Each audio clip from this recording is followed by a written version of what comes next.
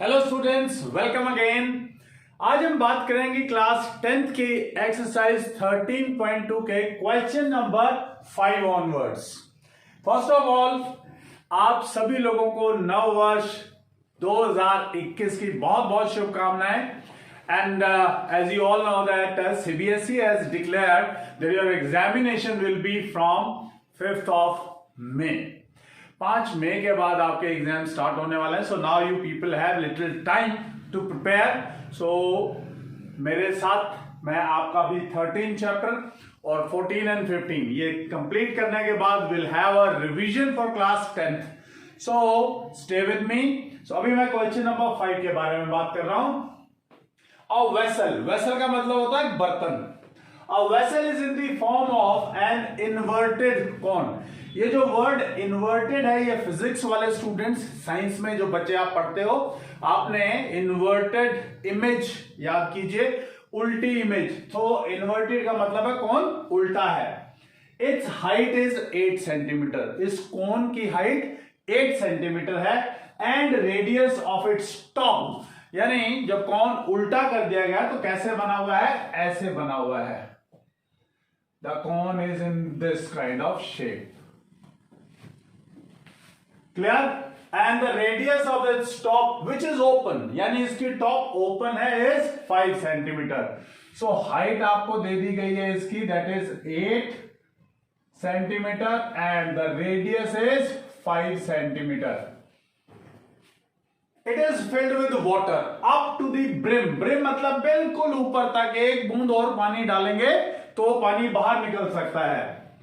When lead shots, कहता है lead से बने हुए कुछ शॉट्स डाले गए हैं, each of which is a sphere।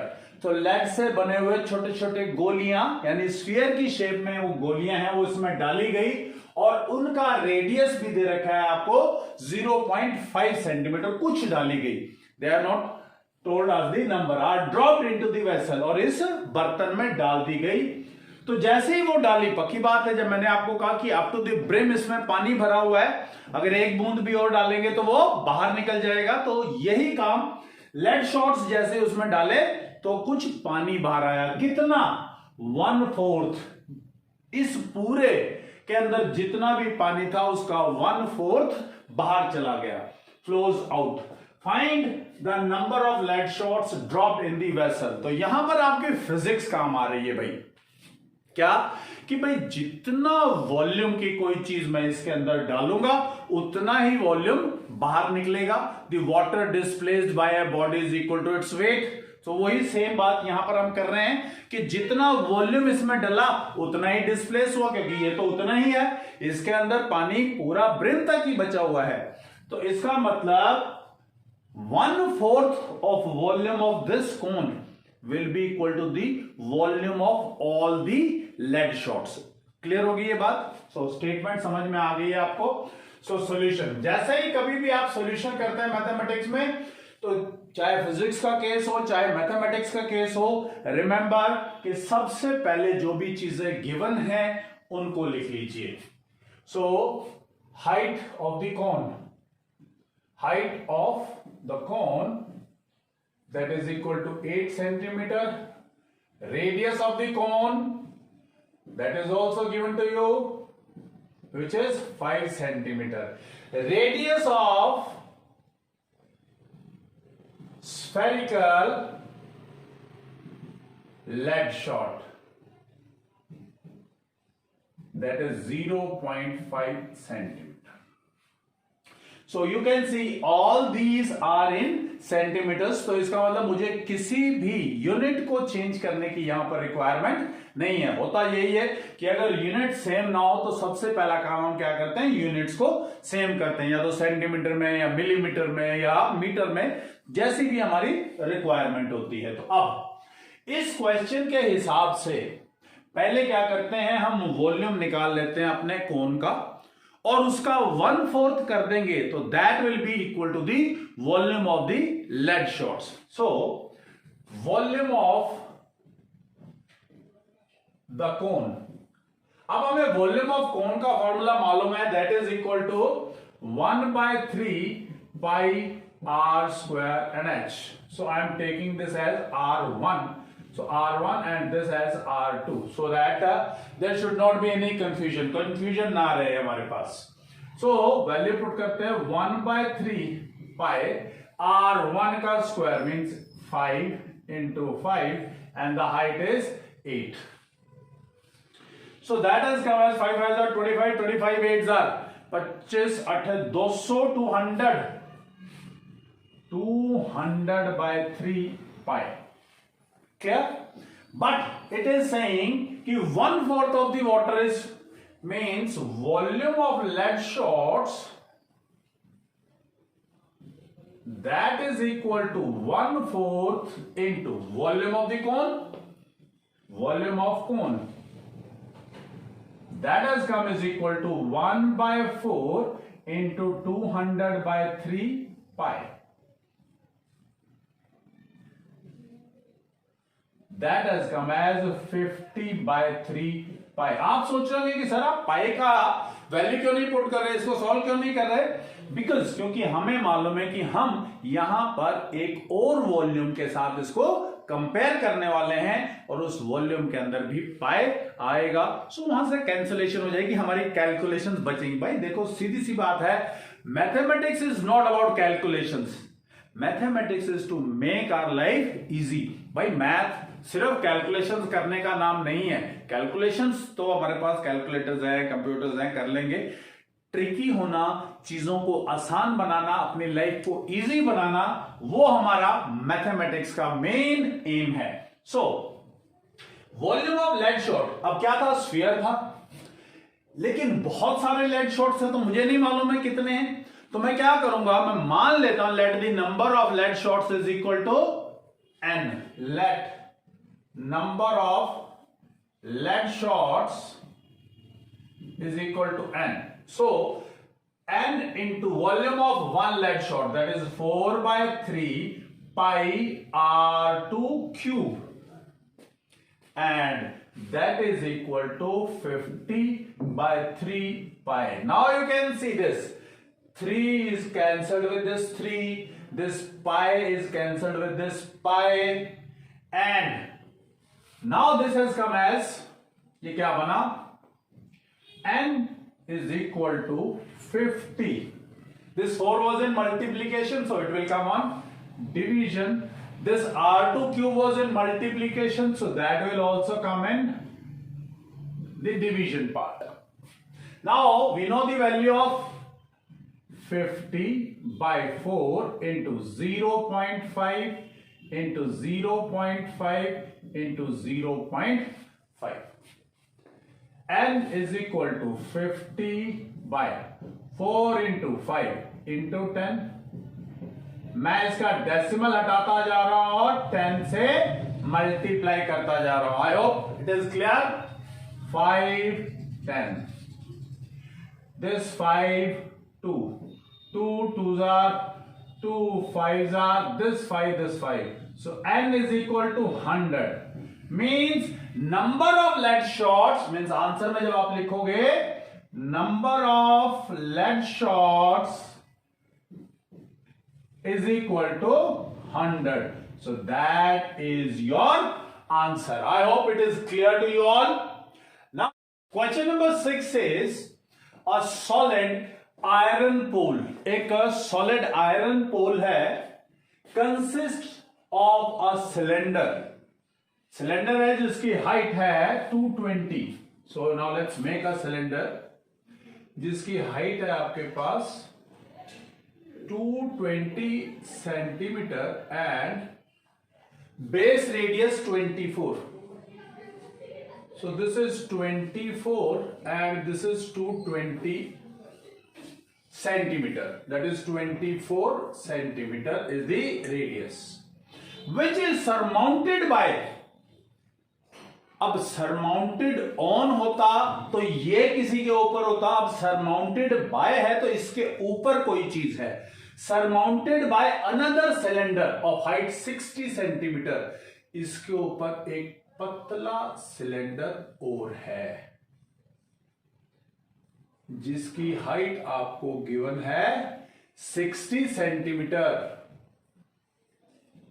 60 centimetre, और रेडियस गिवन है इसका 8 centimetre is the radius of the another cylinder. Find the mass of the pole, इस पोल का आपको मास फाइंड आउट करना है। और क्या गिवन है, 1 सेंटीमीटर क्यूब ऑफ आयरन, क्योंकि सारा सॉलिड आयरन का बना हुआ है, तो 1 centimetre cube of iron has approximately, अंदाजे में ही निकलेगा, approximately 8 grams of mass. So they are not asking you to tell it in grams or tell it in kilograms or in quintals or in tons. So it's up to you.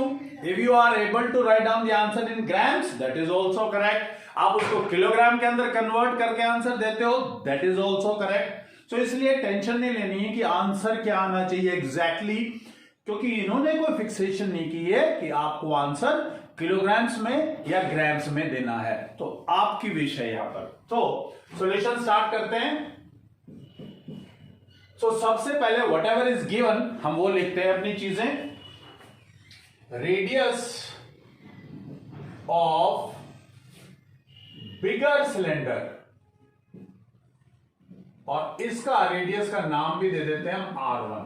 तो the radius is 24 centimetre, height of bigger cylinder, और इसको height को भी H1 बोल देते हैं, और इसकी हाइट आपको गिवन है 220 centimetre. Radius of smaller cylinder, that is R2, and the radius is 8 centimeter, and height of smaller cylinder, that is H2, and that is equal to 60 centimeter. Now they are saying हमें कैसे पता चले कि इसमें surface area find out करना है, volume find out करना है, lateral surface area, curve surface area. So यहां कैसे डिसाइड करेंगे, क्योंकि अभी तक इन्होंने कुछ नहीं कहा हमें, यहां से डिसाइड करेंगे। गिवन दैट 1 सेंटीमीटर क्यूब, इस यूनिट से अपने को पता चल गया centimetre cube are the units of volume. तो क्लियर हो गया भाई, वॉल्यूम की यूनिट्स है, मतलब वॉल्यूम फाइंड आउट करना है, क्योंकि 1 सेंटीमीटर क्यूब का मास दे रखा है अपने को। तो अगर हम इसका वॉल्यूम निकाल लेंगे तो 1 का दे रखा है, तो जितना वॉल्यूम आएगा उसको 8 ग्राम से मल्टीप्लाई करके we can find out our answer. So यहां पर ये डिसीजन हो गया। So volume of the pole, volume of pole किसके इक्वल होगा भाई, volume of the bigger cylinder plus volume of the smaller cylinder. Yes, तो मैं डायरेक्टली फॉर्मूला लिख रहा हूं, तो बाकी आपको जरूरत, वॉल्यूम ऑफ द सिलेंडर होता है आपके पास pi R1 square H1 plus pi R2 square into H2। So from here you can take out pi as common, R1 square that is 24 into 24, and H1 is, that is 220, plus R2 square, that is 8 into 8, and H2 that is 60. And pi they are saying use pi is equal to 3.14. So we'll put the pi 314 by 100. So you can take this 10 common from here and 10 common from here. तो एक 0 तो cancel हो जाएगा। 314 by 10. You can write 24 into 24 into 22 plus 8 into 8 into 6. Now whatever is the value, मैं इससे आगे आपके लिए सॉल्व इसलिए नहीं कर रहा बिकॉज मैं चाहता हूं कि कैलकुलेशंस आप खुद करके देखें। वॉल्यूम निकल गया आपको सिर्फ क्या करना है, mass 1 centimetre cube is equal to 8 grams, और ये into 8 will be the mass in grams. If you want to convert it in kilograms, what you have to do, you just have to divide this grams by 1000, so kilograms बन जाएंगे। Yes, that's correct. So आपकी मर्जी है, if you want to leave it in grams, no problem, you'll get the full marks.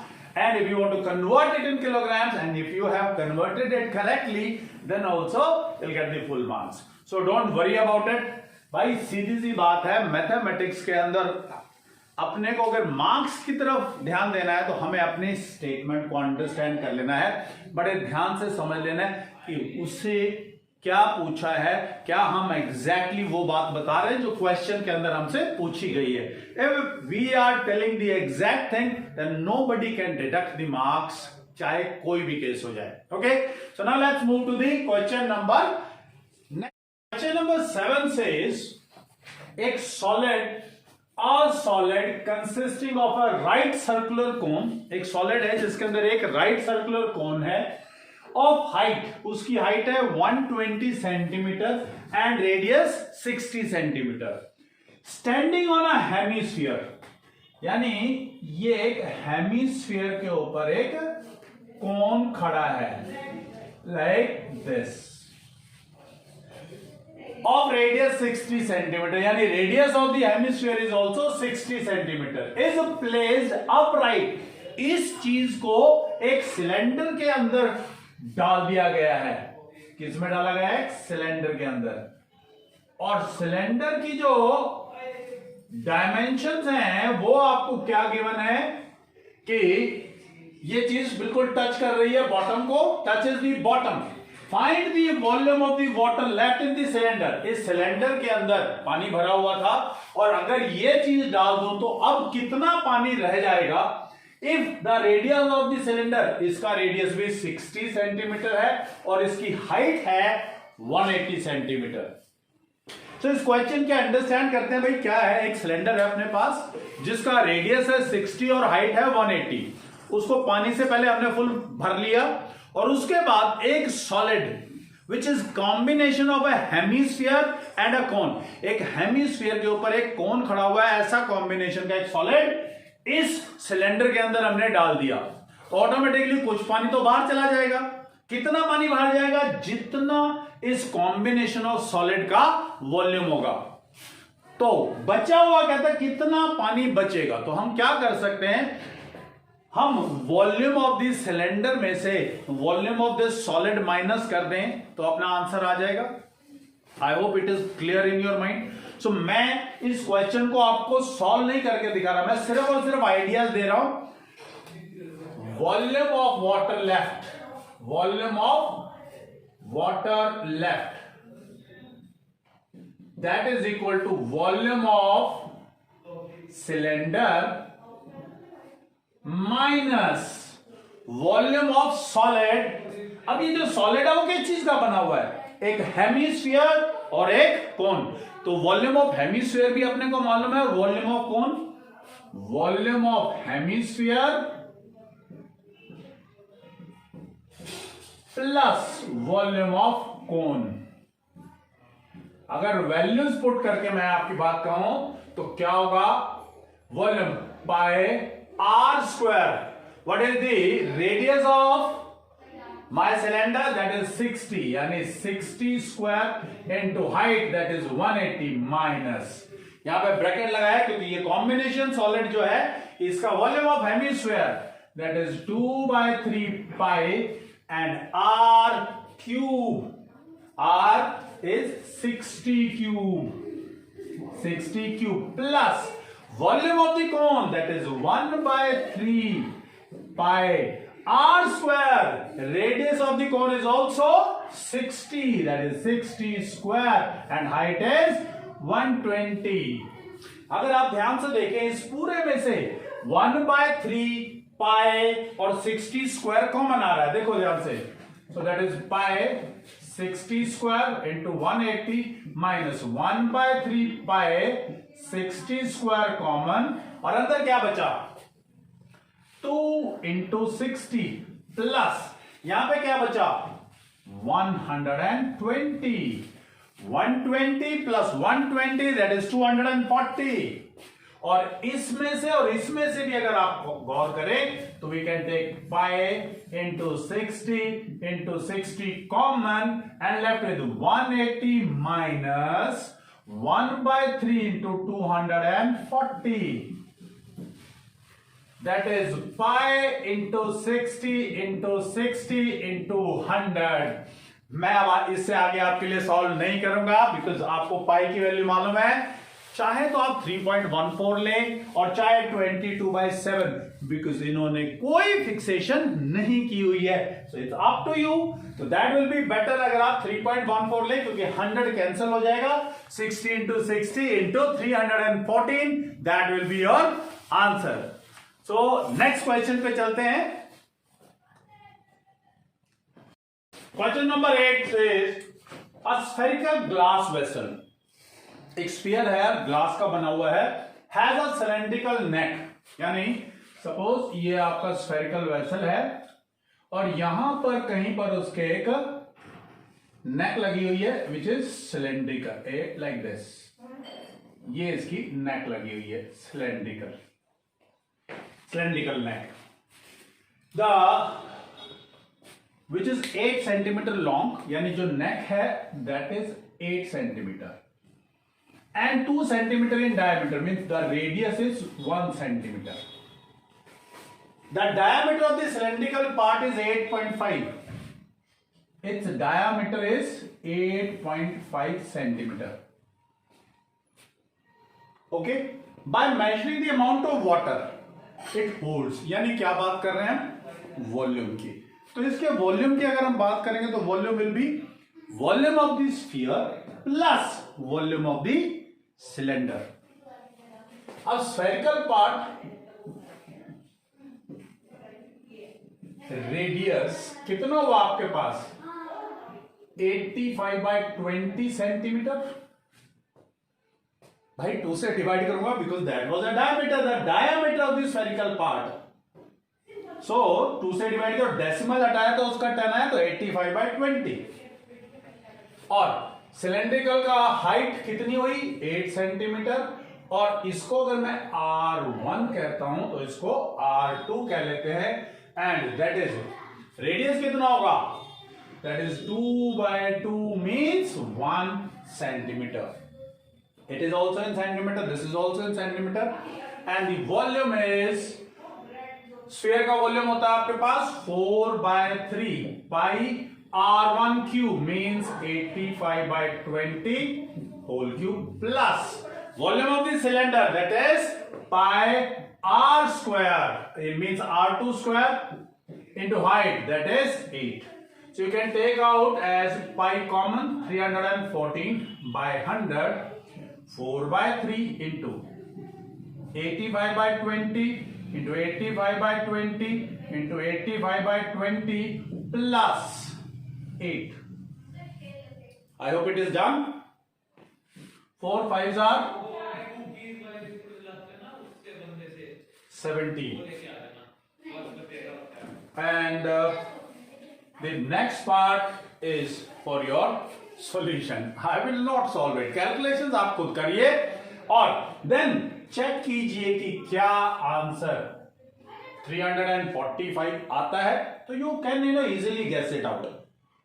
345 तो नहीं आएगा, आएगा तो कुछ डेसिमल्स के अंदर अप्रोक्सीमेटली पहुंच सकता है इसके आसपास, या हो सकता है इससे ज्यादा हो या हो सकता है इससे कम हो। Now you have to tell me कि आपका जो आंसर आया है वो क्या 345 आया, उससे कम आया या उससे ज्यादा आया। सो कमेंट में इन द कमेंट बॉक्स कि आपका आंसर क्या आया, वॉज दिस गर्ल करेक्ट और नॉट।